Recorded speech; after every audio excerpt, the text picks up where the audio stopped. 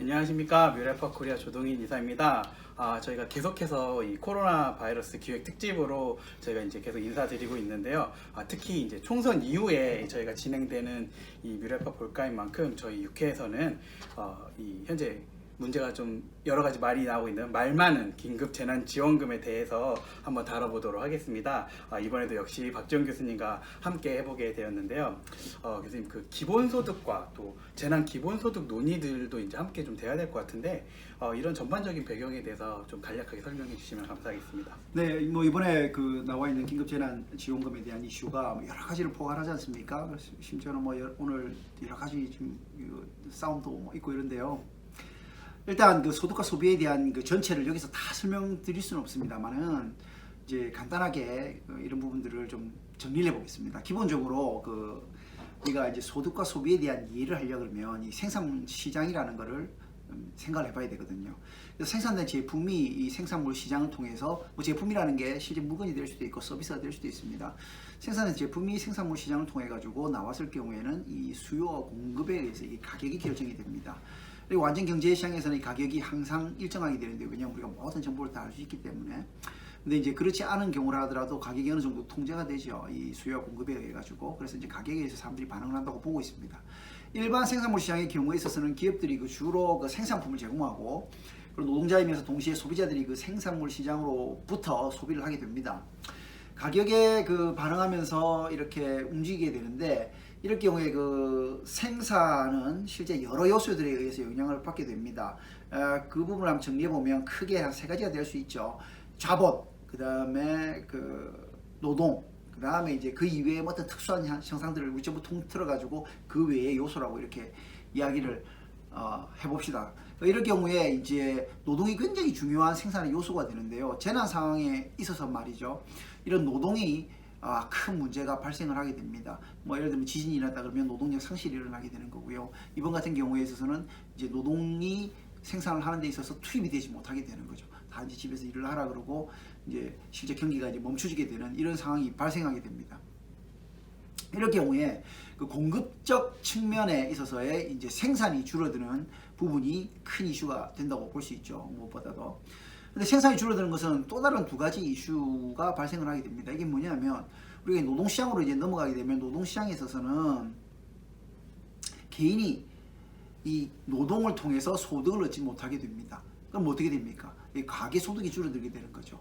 이 가계소득은 곧 어떻게 연결되냐면 개인 그리고 가계의 그 소비가 감소하게 되는 이런 부분들이 발생을 하게 됩니다. 그러면 또 어떻게 됩니까? 생산물 시장에 소비가 일어나지 않으니까 수요가 줄어들게 되는 거죠. 그래서 생산물 시장에서 공급과 수요에 의해 결정되던 이 가격 문제가, 가격은 일정하다고 그러면 공급이 딸리게 되고, 그래서 소비가 줄어들게 되면서 다시 어떻게 됩니까? 두 번째 이슈. 네, 시장 가격이 일정할 경우에 소비 감소로 인해서 연쇄적으로 다시 생산량을 줄여야 되는 이런 상황이 발생하게 되고, 결국 노동시장에서 기업들이 노동 수요를 줄이게 됨으로 인해서 시장 자체가 축소가 됩니다. 근데 이게 어떤 한계점에 도달하게 되면은 단기간 내에 한계점에 도달하게 되면 시장 가격 자체가 지속적으로 존재를 하고 있기 때문에 급작스러운 이 두 요소의 동시적 작용에 의해 가지고 공급자들은 공급자인 근로자들은 빠르게 직장을 잃게 되면서 가계 소비가 줄어들게 되고요. 시장은 다시 수요가 줄어들게 되고요. 그래서 동시에 또 노동자의 직장을 또 잃게 되는 이런 악순환이 반복이 되는데, 우리가 시장이라 볼 때 생산물 시장이라는 게 산업적으로 연계가 되어 있단 말이죠. 그래서 하나의 시장으로부터 발생되는 이런 게 동시다발적으로 연계가 되어 있는 상황까지 발생을 하면서 이 살아남는 기업 자체가 이제 줄어들게 됩니다. 시장은 작아지게 되고 경쟁은 줄어들면서 결국 소비자들의 선택 폭 자체도 좁아지게 되고요. 전체적으로 국가 경제 자체가 줄어들게 되면서 가격 자체가 독과점의 형태로 의해서 결정될 가능성이 커지게 되는 거죠. 그래서 결국 생산물 시장이 이런 단기적인 재난에 의해서 생기게 되면은 왜곡될 가능성이 굉장히 커지게 됩니다. 결국 이를 빠르게 원래대로 회복하지 않게 되면은 그 피해가 걷잡을 수 없는 상황으로 발생을 되고, 원래 형태의 생산물 시장으로 돌아가는 데 있어서 상당 부분의 시간이 소요될 가능성이 커지게 되는 거죠. 여기서 중요한 부분이 경제가 아까 제가 말씀드렸듯이 연관되어 있는데요. 이게 지금 예전에는 하나의 문제가 생기서 생산 요소가 생기게 되면 다른 것들을 통해 가지고 조정이 가능했는데 이게 지금 전체 경제가 마비가 오기 때문에 동시다발적으로 산업에 의해서 영향을 받게 됩니다. 생산 부시장 자체가. 그렇게 되면 동시다발적으로 경제가 축소가 되는 그런 상황으로 가고 있는 거죠. 그래서 이 산업적으로 우리가 생산물 시장을 여러 가지로 분류를 하더라도 결국 자본을 통한 노동 이외의 다른 생산품 요소들이 작동이 될 수 있도록 시장이 돌아가줘야 되는데 이러한 부분들조차도 이 노동에 의해서 발생된 부분이 결국 요소가 줄 생산이 되지 않다 보니까 요소 생산을 못하게 되고 결국 어떤 산업이 연계되어 가지고 요소를 받아와야 생산 요소를 받아와야 자본 투하를 통한 생산 요소를 받아와야 경제가 돌아가는데 이것 자체도 안 되게 되는 거죠. 전체적으로 경제가 이제 다 같이 죽어 들어가는 이런 상황이 발생을 하게 됩니다. 그래서 결국 재난으로 인해서 노동시장의 문제가 전체적인 경제가 무너지게 되는 그런 상황으로 오게 되기 때문에 이런 부분들이 굉장히 중요한 이슈가 된다고 볼 수 있겠습니다. 근데 이제 이 때문에 그 정부에서는 이러한 부분을 회복시키려면 어떻게 됩니까? 긴급하게 가계의 소득을 보존해 줘 가지고 우리가 구멍난 이 여러 산업 분야에 있는 경제들을 임시적으로 메꿔줘야 되거든요. 그래야 이제 수요가 늘어나면서 이 잃어버렸던 수요들이 보완이 되어서 경제가 다시 돌아가게끔 만들어주는 게 중요하고 그래서 일자리가 유지되게끔 만들어줘야 되는데요. 이런 임시적 경제 처방 정책이 그 생산은 유지하되 생산을 통해 세금과 임금을 보완하니까 부가가치를 창출하고 경제가 유지될 수 있게끔 하는데 이게 이 화폐가 너무 많이 풀리니까 이게 나중에 뭐 문제가 생길 수 있지 않느냐, 화폐 가치가 떨어지게 되겠죠. 그러니까 그런 문제도 있을 수 있고 또 이 만약에 이게 언제 회복될지 모르는 것까지 고려한다 그러면 지금 이렇게 우리가 처방하는 게 맞느냐 이런 부분이 또 문제가 생길 수 있는 거죠.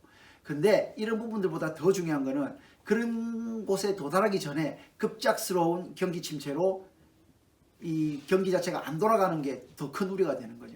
그런 거거든요.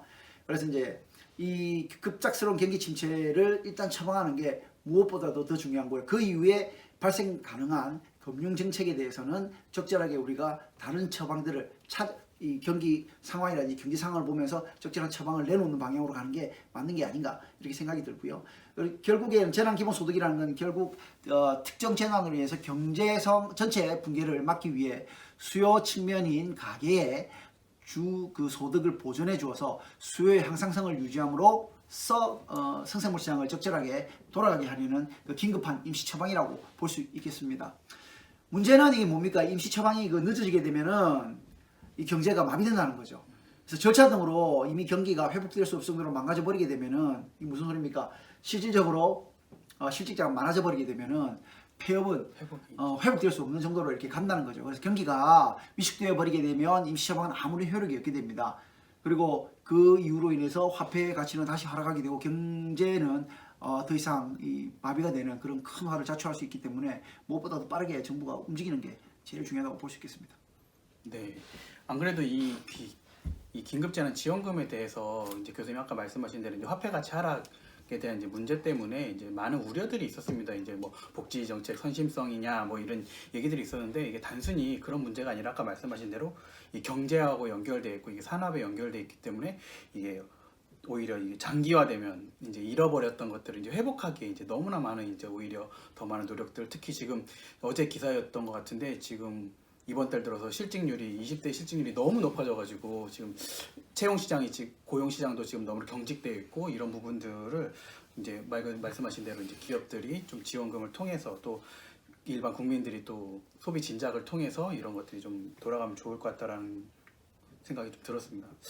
그래서 이제 저희가 아까 앞서도 얘기했듯이 이제 기본소득하고 재난 기본소득에 대해서 이제 전반적인 얘기를 해주셨는데 그럼 이제 현재 정부가 추진하고 있는 이제 긴급재난지원금 이 개념하고 이제 앞서 설명해주신 기본소득, 뭐 재난기본소득과의 요 개념적인 차이가 있는지 이런 걸 좀 설명해주시면 좋겠는데 특히 이제 이 기본소득은 이제 삶의 불안정성에 대한 이제 해결 방안에 대한 논의가 되고 있습니다. 특히 이제 기초생활수급자라든지 이런 분들은 이제 당장 이 경기가 경직됨으로 인해서 당장 이런 그 일용직이라든지 이런 것들을 못함으로 인해서 이제 생계 위협을 받고 있는데, 특히 이제 공적 복지의 축소라든지 또 실질 임금 저하 같은 이제 복지 국가의 위기, 또 신자유주의의 세계화에 따른 노동시장 유연화, 또 실업과 고용 불안의 일상화, 또 이제 4차 산업혁명으로 인해서 일자리 감소, 뭐 또 양극화, 이런 것들이 이제 사람들 불안을 가중시키고 있는데요.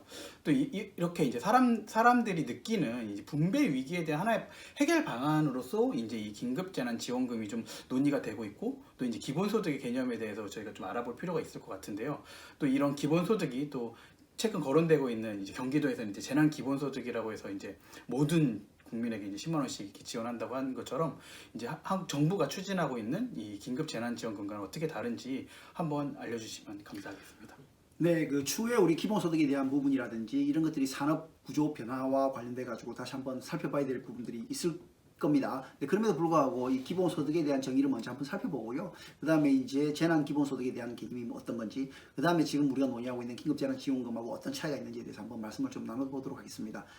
그 기본소득은 일단 정의가 여러 가지로 뭐 제시되고 있는데요. 일단 저희들이 그 어느 정도 합의가 된 내용들을 살펴보면은 이게 그 기본소득 지구 네트워크라 그래가지고요. 베이직 인컴 어스 네트워크라는 그 부분에서 이런 정의를 하고 있습니다. 그래서 기본소득을 어떻게 정의하고 있냐면, 일단 모든 사람에게 개별적으로 무조건적으로 전달되는 그 주기적인 현금 지급으로서 자격 심사나 근로 요건이 부과되지 않아야 한다라고 정의하고 있습니다.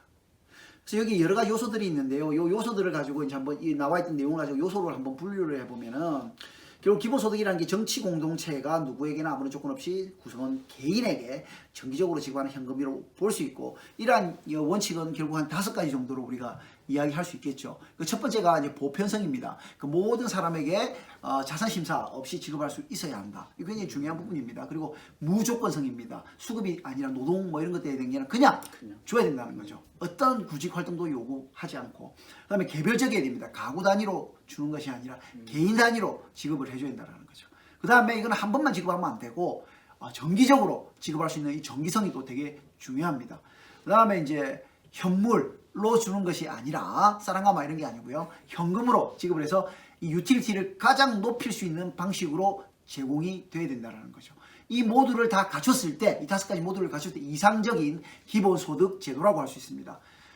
근데 이 중에서도 보편적이고 무조건적이며 개별적으로 지급되는 이 부분을 우리가 기본소득의 필수적 구성 요소라고 하며, 정기적이고 현금 지급성을 가지고 있는 경우에는 선택적이라고 볼 수 있겠습니다.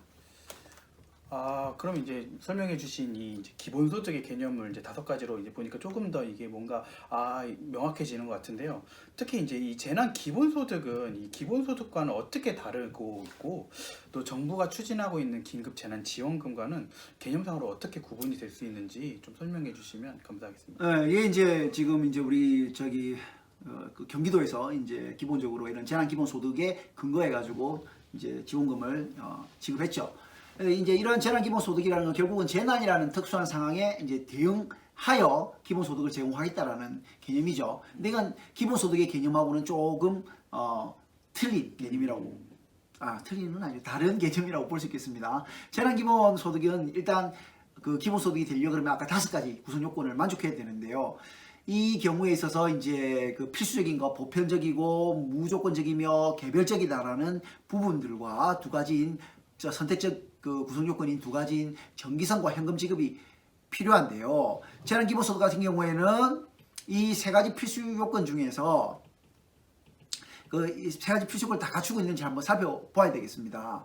그래서 이제 일단 보시면 그 재난기본소득은 기본소득의 5가지 요건 중에서 그 특수한 현실을 반영하기 때문에 변형된 형태의 기본소득이고, 이 변형된 형태의 기본소득이기 때문에 일반적으로 이게 기본소득 요건을 다 갖추지 못해서 기본소득이라고 부를 수 없다라는 의견들도 있습니다. 그래서 일단 이제 우리가 이러한 부분들을 좀 보면, 이 재난적 특수상황에 있어서 일시적으로 지급을 하지 않습니까? 물론 이건 몇 차례 나누더라도 이게 계속 줄 수 있는 돈은 아니거든요. 재난에 닥쳐서 주는 거기 때문에. 그 다음에 지역화폐와 같은 것들을 하기 때문에 이게 완전한 현금으로 또 보기가 좀 어렵다, 이렇게 이제 볼 수도 있겠습니다.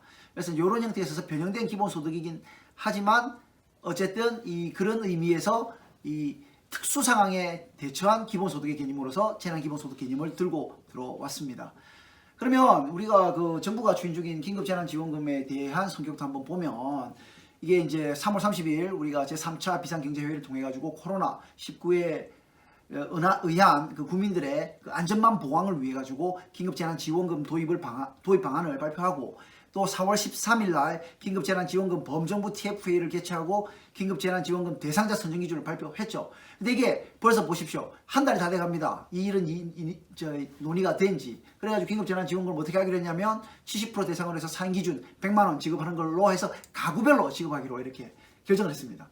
그래서 결국 그 대상 그 기준도 70% 기준을 하기 위해서 본인 부담 건강보험료를 활용해서 선정 가구원에 부과된 그 기준 2020년 3월 기준 그 본인 부담 건강보험료 합산액이 소득 하위 70%에 해당하는 그 선정 기준 이하인 경우에만 지원 대상이 된다고 하고 결정을 했는데요. 이게 좀 계속 딜레이 돼가지고 지금까지 한 2, 3주 이게 또 훅쩍 흘러가지고 지금 이제 100%에 해당하는 부분으로 가겠다라고 이게 지금 이야기를 다시 지금 진행을 하고 있는 중입니다.